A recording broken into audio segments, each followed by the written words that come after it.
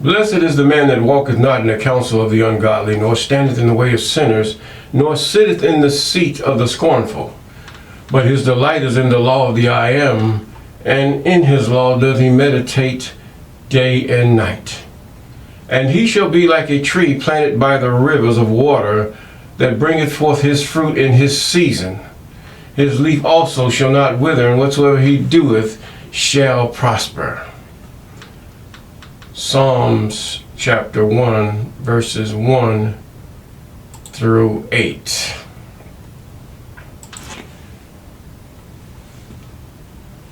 And this book of the law shall not depart out of thy mouth, but thou shalt meditate therein day and night, that thou mayest observe to do according to all that is written therein. For then thou shalt make thy way prosperous, and then shalt thou have good success. O'Shea chapter 1, verses 8, or Joshua. Yes, good morning, good afternoon, good evening. We thank God for you and you. We thank God for those of you that have been with us since the beginning, and those of you here and there's about, and those of you that have just tuned in, or those of you who are about to subscribe, as well as those of you who have. And we thank God for you. We're in the law. Yes, we're in Exodus chapter 22 as you prepare, and we're going to be with verse 26. Yes. The Most High has really given us some, the law is really human nature, really. It's human common sense to that which is good. It's already in you. We choose either to ignore it or adhere to it. And by these things we shall be judged. This is the measure of righteousness. This is the measure of righteousness. And how God looks at you as being holy, or either unclean or clean. This is how he does it. There's no special ceremony or no special clothes that you wear. It's by how you are obedient to the law, statute, commandments, and ordinances of even the I am. So we're in chapter 22, and beginning, we're going to start with 25. We've read this already, but we're going to say, if thou lend money unto any of my people that is poor by thee. In other words, the poor is to try those that have. And thou shalt not be to him as an usurer, him that charges interest. But neither shalt thou lay upon him usury, or lay upon him interest. If thou at all take thy neighbor's raiment to pledge, thou shalt deliver it unto him by that sun goeth down. In other words, before the sun go down, it gets cold. Yeah, it does. It gets cool. Give it back to him. For that is his covering only, and it is his raiment for his skin. Wherein shall he sleep? You notice, as you look at the medieval movies and all this stuff, you find out they had some type of cloak on. Oh, some of you thought that's cool, even your little so-called Grim Reaper. But the fact is that cloak was a blanket. That's by which they would lay on the ground and go to sleep. It was his covering to keep him warm. The same as it was back then. Many times they only had one change of clothes, or maybe two changes of clothes. Have one clean and one they got on their body until they're ready to take a bath. And that's how it was. Excuse me. Thou shalt not revile the gods. Some of you would take that a little crazy, but what does God mean? Powers, rulers, or authorities. That's what he's talking about. Nor curse the ruler of thy people. Thou shalt not delay to offer the first of thy ripe fruits and of thy liquors, the firstborn of thy sons thou shalt give to me. Now, when God cleanses the sons of Levi in that very great and notable day, he knows who the seed of Levi are. He does. He knows who they are.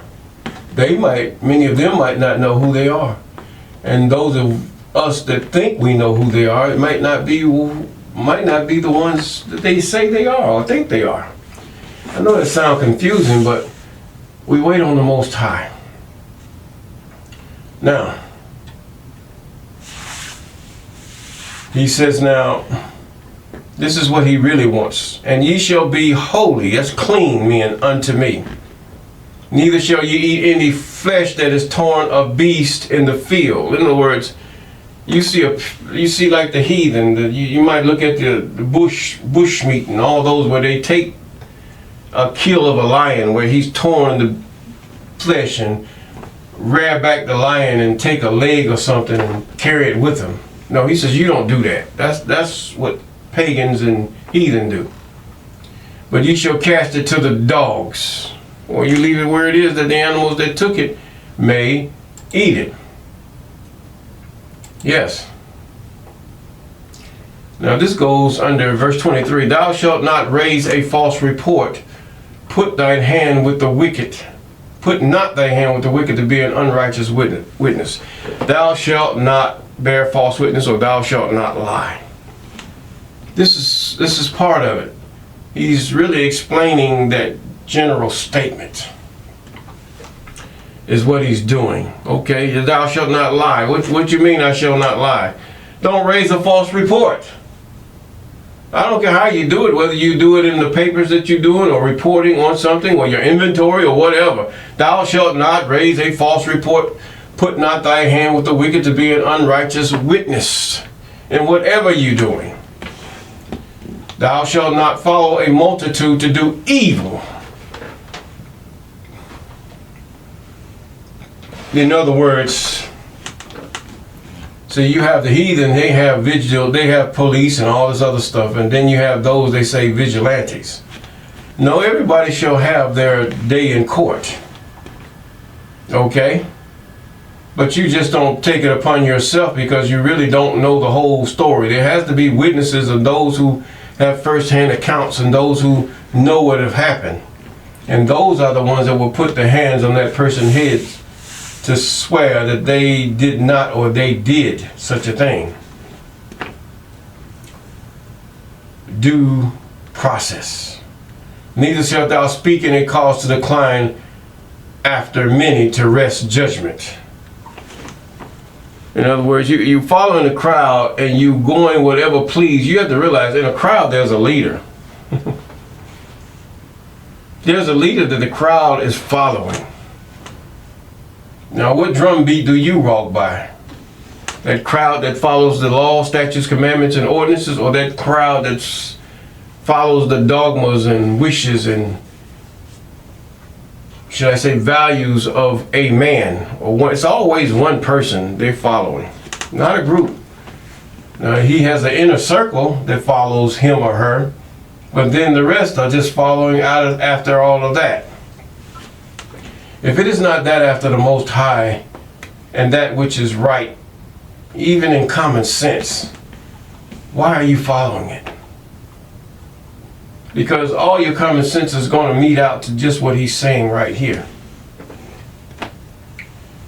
He says, thou shalt not, in verse 3, thou shalt not, we're in Exodus chapter 23, thou shalt not countenance a poor man in his cause. In other words, it doesn't matter because he is poor. It doesn't matter because he got ragged clothes on. If he's done a crime or done something that he should not do, he should suffer just like anyone. It's the same with the rich as well as with the poor.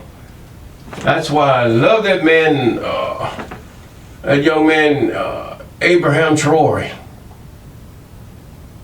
There is no respect of persons with him. But yet he does have compassion on some. Now, I don't care whether he's ugly, pretty, or look like your sister's son. No, you shall not countenance a man in his because of the way he look or because of the way he is. This is what God is saying to them before they go into the land. This is the law. This is what sets you apart from righteousness and unrighteousness. If thou meet thine enemy's ox or his ass going astray, thou shalt surely bring it back to him. He's talking about among your brethren. You see your enemy's dog, or you farmers, or you see his goats or whatever, his sheep, and you know it's them. It's walking down the road. And you're a farmer too. You go and catch that animal. Take it back to him. Even though you don't like him and you know the way he is. God says do it anyway. He's talking about among your brethren. He's talking to the Israelites about the Israelites and how they treat each other. If thou see the ass of him that hateth thee lying under his burden and wouldest forbear to help him, thou shalt surely help with him. He said, you're going to help your enemy. Now, you hear where they ambiguously made up the New Testament saying, thou shalt love thy neighbor as thyself. You cannot love the whole world, because the whole world is not fair. The whole world does not know the law and will not know the law, as well as some Israelites. Then whether they know they're Israelites or not, they will not obey the law. But he says, you do it. Help your enemy. Thou shalt surely help with him. Is this past? Why would even Jesus paraphrase this if he existed? Why would he even pray? Wouldn't he quote the scripture as it is if he listened to God and God told him what to say? Huh? Thou shalt not rest the judgment of the poor in his cause. In other words, because he's poor, you're going to take it and try to make it fit. Or we can even say, maybe because you're a black judge and he a black child, you're going to make it fit and you know that child is wrong. But because, you're a white judge and there's a white child or a Chinese judge. No, you're not going to wrestle judgment. In other words, if you're going to give this one guy one sentence and another guy another sentence because of his stature or status or appearance, you have sinned before the Most High. This is what he's saying. Keep thee far from a false matter. This all falls under thou shalt not lie. And the innocent righteous slay thou not, for I will not justify the wicked. God is saying this to us. Innocent. Those you know that are not doing nothing. They have not harmed any man, nor stolen any man's good, nor his wife, or committed adultery, and never even done anything to the neighborhood or nothing. But yet, you what? He says, you keep far from a false matter. There people are lying on them. And the innocent righteous slay thou not. You can slay them by delivering them unto the magistrates that you know that they have done nothing, but you accuse them falsely. For I will not justify the wicked. And this goes on every day. Even your law enforcement in different countries falsely accuse people and deliver them to the magistrates because of their advantage or their appearance. And thou shalt take no gift, no bribe. Don't take no bribe, he says. For a bribe or a gift blindeth the wise. You blinded those that have understanding and know the Most High blindeth them. Don't take this because you owe the person that gives it to you. And it perverts the words of the righteous. In other words, you because they give you something, you owe them a favor. It's best not to take it and suffer whatever you have to suffer. Also, thou shalt not oppress a stranger, for ye know that the heart of a stranger, seeing ye were strangers in the land of Egypt. Somebody comes to your land, a neighborhood, or whatever, don't oppress them. Let them walk. Let them go. If they seek the apartment or something, you don't be like the heathen because you don't look like me. You can't live in my neighborhood. No. They will have to abide by the same rules as you do. If everybody in that neighborhood keeps their lawn clean, then they should keep their lawn clean. They should keep their house in good order. That's how you do it, by the laws. Laws are for everything. There's laws. And when laws are taken away, then there's chaos. Just as we see with all the magma flowing throughout the earth and all kind of strange things happening. These laws are removed. And they're doing their thing to obey another law. Now, 6 years thou shalt sow thy land. Now this is also gardeners too. And shall gather in the fruits thereof. But the 7th year thou shalt let it rest and lie still, that the poor of thy people may eat, and what they leave the beasts of the field shall eat, in like manner. As if you have an open field too, an open garden. He says, just count 7 years and let it rest. Whatever's perennial, just let it go. And let eat what can eat, because God will increase you the year before, that you can even tell, even if you don't count the years, they could tell by the increase of yield the year before. God will give them double, and that the next year they don't have to work, or even let the land rest. The land is working, the earth is working, as it yields fruit unto you. You till it, you chop it up, and you pluck the roots. Let it rest. Everything needs a rest. He says, in like manner thou shalt deal with, he says, that the poor of the people might eat, and what they leave the beasts of the field shall eat. In like manner shalt thou deal with thy vineyard and with thy olive yard. Yes, you're going to have some folks who are going to act crazy, but they know when the time is and when the time is not. You can post, and after this certain day or after this certain time, don't come in my field. And they won't. The right ones won't.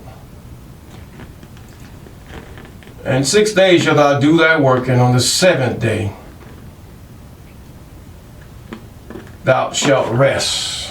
Thine ox and thine ass may rest, and the son of thine handmaid, and the stranger, that the stranger may be refreshed. Even if he doesn't believe, he still has to abide by these laws, because he's in the land of Israel. He's in the land of the children of Jacob. These are Sabbath teachings here. Sabbath teachings. Okay, it starts with verse, you can write that down. Sabbath teachings are from Exodus 23 to Exodus chapter 23 and 10, and as we progress. Now, he says now here, 6 days do your work, and on the 7th day thou shalt rest. Thine ox, thine ass may rest, and the son of thine handmaid, and the strangers may be refreshed. A day of rest. In America, or the Greco-Roman system says he gives you the weekend. This is after religion. Many of you say Saturday is the Sabbath, but that's after religion. You are in a paganistic cycle here. Whereas God is when he creates the sun and the moon. Some say the new moon is the full moon. That denotes the new month. But that is very much foolery. I mean, you're given the psychology of it, and then you're given the history of it, and then even the most ignorant and foolish of the people know that this is not so. The full moon, you would have missed the Sabbath and missed obeying and doing that which God has required of you in the law because of somebody else's. There's a leader behind it, and nobody wants to go against that leader. They really don't. They want to go, the group is with the leader, and then it's like a poison. If one drink it and the rest of them, and it's like, should I say, evil. It's contagious. Once one is confected bad and he got his inner circle and they telling everybody else not to do this, even though they might not know it wrong, but because of advantage. They might know it's wrong, but because of advantage, they do it anyway. God is to be praised, to put above all, even our own life. Yes, He is.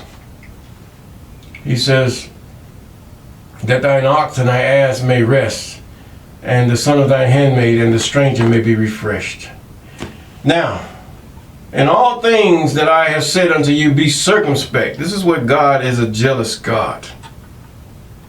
Make no mention of the name of other gods, neither let it be heard out of thy mouth. You know, no man wants to hear his wife talk about another man. He don't even want to know she's with or dealing or always saying, putting the name of another. See, this is God patterned himself after him patterned man's relationship as far as the man and the wife, or relationship with their governors and their kings after him. He doesn't want to hear of that which he created. Why would he, if he did not create it, why would he be jealous? I mean, if I'm the one that done all this for you and you tell my son, thank you, that's not telling me thank you.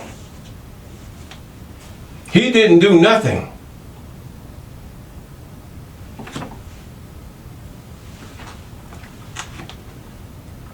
God is not a, as you would say, a king, a line of kings. There is no successor to the Most High. There is no son. He has no sons. He is a creator. He created once every species of being, and from that he laid laws down, and from that law everything obeys except for mankind.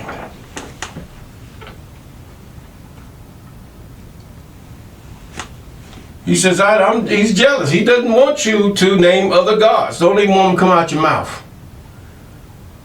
But for practical purposes, we have to say those names for historical purposes and to warn people. But that is where we're circumspect. In other words, you're going to have to be objective if you mention the name of other gods, and not being a worshiper or one who's trying to persuade others to worship a certain God. No, you don't. You don't do that. And then he goes, 3 times shalt thou keep a feast unto me in the year. What is it? 1, thou shalt keep the feast of unleavened bread. So they give you what? Christmas. Thou shalt eat unleavened bread 7 days, as I have commanded thee in the time appointed in the month of Abib. For in it thou hast camest out of Egypt, and none shall appear before me empty.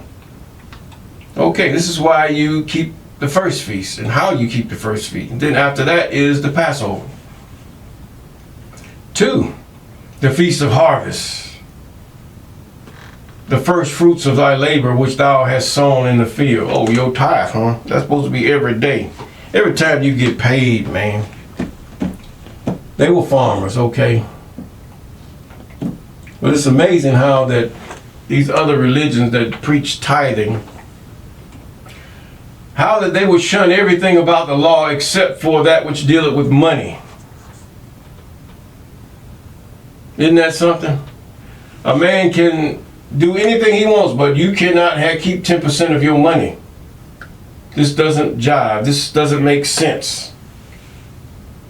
Even with those that have wives, it's through God have condoned having more than one wife. It's there. He doesn't say it, but it is so.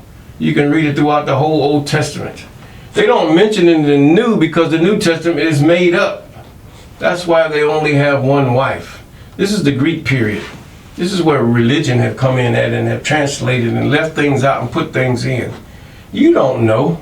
But we go by the old that we might have some type of reference as to what is true and what is not. Even the law. This is all we have, the historical count of the law. We don't have anything else. Everything else is historical, and it has to jive with the law, period. And he has 1. He said, your feast of harvest, the first fruit of your labors. Thou hast sown in the fields and the feast of ingathering, which is in the end of the year. These are harvest. They gave you Halloween. And thou hast gathered in thy labors of the fields. So all of it's about how God has blessed you, that you bless him and be thankful unto him, even in your labors of your fruit. And everything starts with the land. Everything. Whether you dig down deep or whether you grow it and it comes up on top. Land is so important because this is how man has his sustenance or his living. Yes. He says, 3 times in the year, all thy males shall appear before the I am our God. 3 times in a year. How do they do that? They go to the temple. See, this is why the sons of Levi have to be. They go into the court and they will appear before God. Children sacrifice, they're circumcised on the 8th day. See, this is what God has to cleanse the sons of Levi. None of us should be even clean. Some want to be. They call themselves Levi, but only God knows who you really are. Thou shalt not offer the blood of my sacrifice with leavened bread, neither shalt the fat of my sacrifice remain until the morning. We're going to stop right here. But anyway, thou shalt not offer the fat of my sacrifice. Neither shall the fat of my sacrifice remain until morning. In other words, all of it's going to be consumed as God purposed it to be and as he instructed it to be. Leavened bread is a reasoning behind that, but yet that's what he says and that's what it is. Now there are instances where he has them, we'll get to that, where he has the children of Israel to use leavened bread in their sacrifice. Now we're going to get back into the Sabbaths later. And that was Exodus, and we ended with verse 18. And with all that, if we do those things which are right before the Most High, oh, we will have